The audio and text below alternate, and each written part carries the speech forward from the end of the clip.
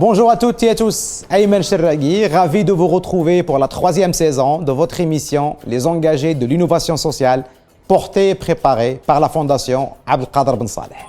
Lors de cet épisode, nous parlons des organisations internationales installées au Maroc, qui grâce à leur expertise et à leur engagement, contribuent à stimuler l'innovation sociale et à favoriser un développement durable et inclusif, tant au niveau national que régional.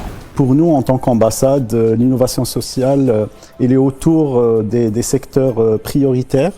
Donc, nous avons lancé pas mal d'initiatives dans ce sens-là.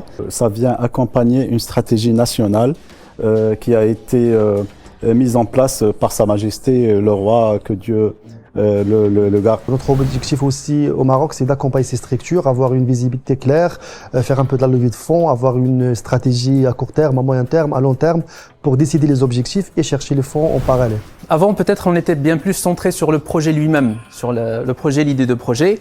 Aujourd'hui, il y a une prise de conscience qu'il faut investir dans l'humain en premier lieu, dans l'entrepreneur, dans le jeune, dans celui qui est dans la nécessité, et de façon à lui donner les outils qui lui permettent d'évoluer constamment avec le temps. Est-ce qu'on a besoin de soutenir des gens dans une précarité pour les faire monter d'un petit niveau, mais toujours rester dans la précarité?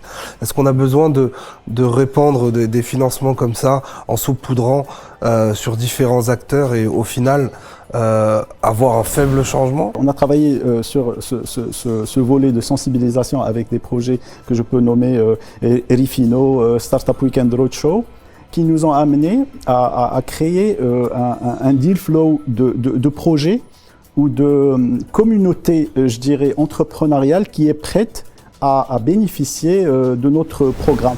L'innovation, des fois, c'est juste pas dupliquer directement, mais adopter des solutions qui existent ailleurs, mais bien sûr en prenant en considération le contexte local. J'ai travaillé aussi avec les artisans, donc c'est des artisans qui sont 15 ans, 20 ans dans le domaine, mais quand ils viennent en atelier, ils sont sûrs que tout marche chez eux, mais que le problème est ailleurs.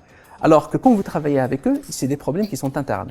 C'est un manque d'organisation, un manque de gestion, une absence de gestion financière peut-être, un réseau qui n'est pas développé, même si le métier il est très bien maîtrisé, mais le réseau il n'est pas développé. Donc c'est des compétences à acquérir. Si on investit dans ces compétences-là, je pense qu'on a 30, 40%, 50% de la problématique employabilité, finance, etc. qui va s'éliminer avec juste en changeant les habitudes déjà.